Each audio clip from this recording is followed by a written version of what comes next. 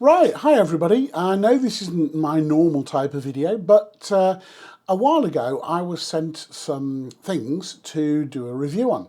Now, I was very honoured because I've never had anything sent to me before to do a review. So yeah, thank you very, very much to the manufacturer called Xtar. So these are some rechargeable batteries, and they're a little bit different to the normal kind of rechargeable batteries that you would find in the way that the chemical composition of them is actually different. Now, let me start off by saying this. I'm not a battery specialist and I'm definitely not a chemist.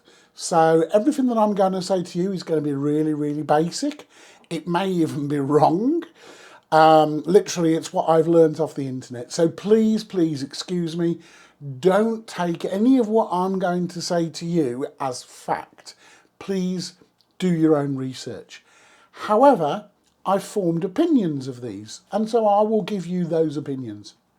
So let's start off by just talking about the type of chemistry that's involved with making batteries. So when you're talking about non-rechargeable batteries, you'll typically be talking about alkaline batteries, for these type of batteries anyway, not for industrial batteries or car batteries or anything like that, but literally for dry cells, you'll be normally talking about alkaline batteries. When you start talking about rechargeable batteries, which is what these are, historically, you'll normally talk about nickel cadmium, okay? Now, the different type of chemicals that are involved in the chemical compositions mean that these batteries tend to have different attributes. So nickel cadmium going back a few years, and then we were talking about nickel metal hydride, or NiMH, as like the replacement for nickel cadmium, because I think cadmium's really bad for you and, you know, bad things happen. Then LiPo, which is lithium polymer. These were kind of like the new generation of rechargeable batteries, the kind of thing that us amateur radio guys take out of wheelchairs and carry up mountains to do SOTA activations. The only downside of LiPo is I believe it's kind of unstable and they've got a slight tendency to explode and kill everybody around them. So therefore you have to be really careful in the way that you charge them and the way that you discharge them and all kinds of, you know, faffing around that people like you and I don't want to be doing. Then moving on from LiPo, we then see LiPo 4. Now LiPo 4 is lithium ferrite phosphate. So LiPo 4. I've got a LiPo 4 little 12 volt battery that I use for my radio, and it is absolutely brilliant.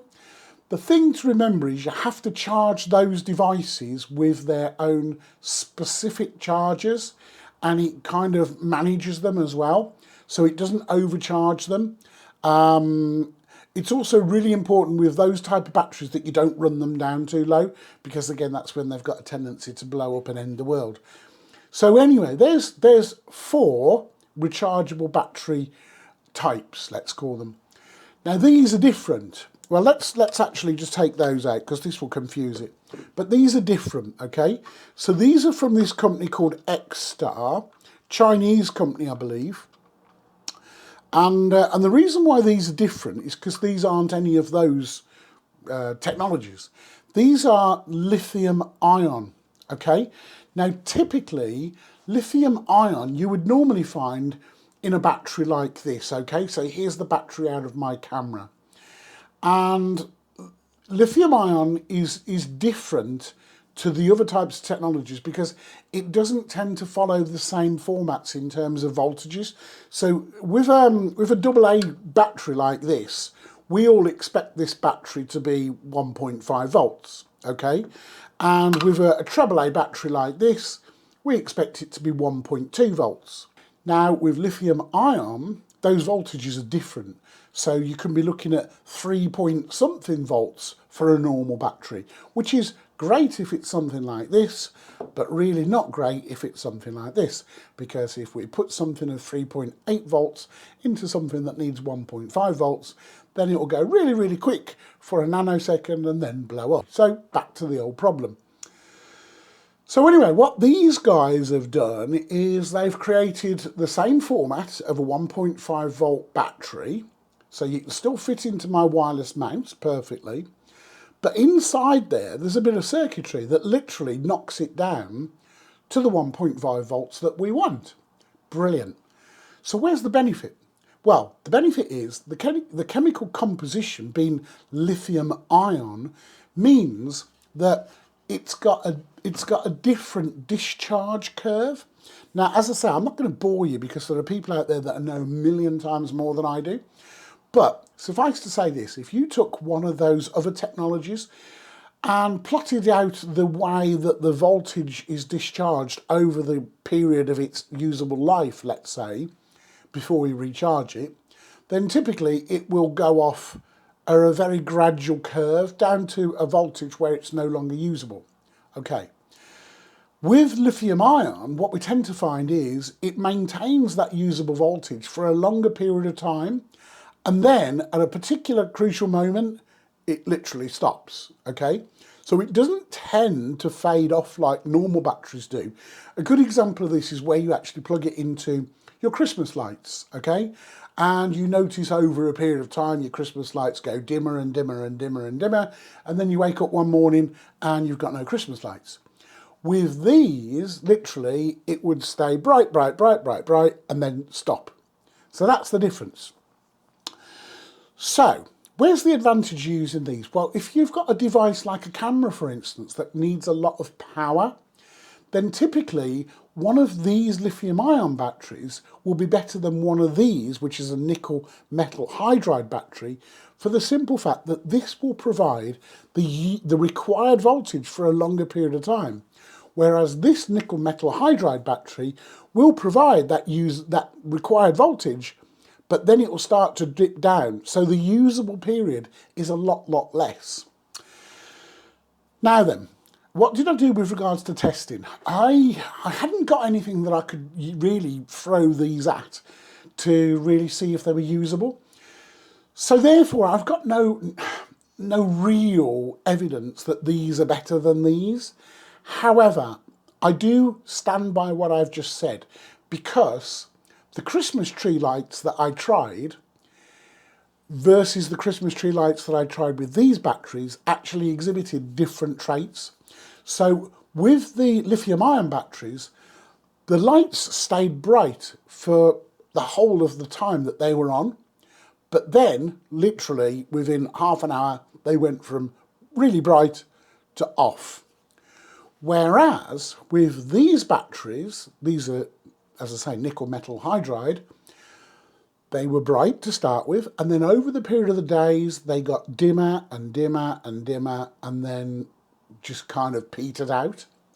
So again, if you actually look at that discharge curve, that is exactly the way that they should work. So anyway, what's my thoughts on these? Well, let me tell you this. When they sent me this, which was completely out of the blue, there was 4 AA batteries and 4 AAA batteries, and this desk charger. The batteries, yeah, the batteries are great. You know, I've got rechargeable batteries coming out of my ears. Are they better than any of the other batteries that I've got for the purposes that I've got them for? Probably not, to be honest. If I saw these on the shelf and they were, let's say, 1.5 times the price of a Duracell or, I don't know, a nickel metal hydride battery, would I buy them? Probably not. Because the purposes that I've got for rechargeable batteries, nickel metal hydride do a perfectly good job. So what am I trying to say? I really like the charger. The charger's brilliant. The charger's a desk charger, and you plug a USB lead into it. So just unplug it from your phone, plug it into here, and it'll charge the batteries. It comes up with a little red light when they need charging and a green light when they are charged. The other great thing about these is they do accept AA's as well as AAA's in any of those bays. So literally I can put AA's in there and AAA's down there, and they all work, they all charge. The other great thing I like about this is the fact that you can see here I've got a bit of a mix and match. So I've got the Xtar lithium-ion batteries along with some nickel metal hydride from IKEA. And this charger charges them. So, got to be honest with you, love the charger, like the batteries. Depending on price, this is the key, depending on price. When I was sent these, I didn't know the price of them, and I still don't know the price because they're going through like a round of funding. So I'm not even sure whether you can buy these on the open market yet. I'll do some digging, and if you can, I'll put a link. If not, keep searching Amazon. That's always a good place to buy things like this. They're called Xtar, Xtar, and yeah, this is called the BC8. Let me just get that in focus. The BC8 charger, and yeah, depending on price, yeah, give it a go. I think they're equally as good as normal rechargeable batteries. So there you go. Depends on price. Anyway, I know it's been a bit of a rambling review. I'm really sorry about that. It's not the sort of thing that I am particularly up to speed on, batteries. But yeah, I've taught myself a few things doing this. So hope you've enjoyed it. Don't know if it's been useful to you. If it hasn't, well, sorry about that. I'll try and do better next time. Okay, guys, let's take a quick look at the product, and then I'll say goodbye. Catch you soon. Bye bye.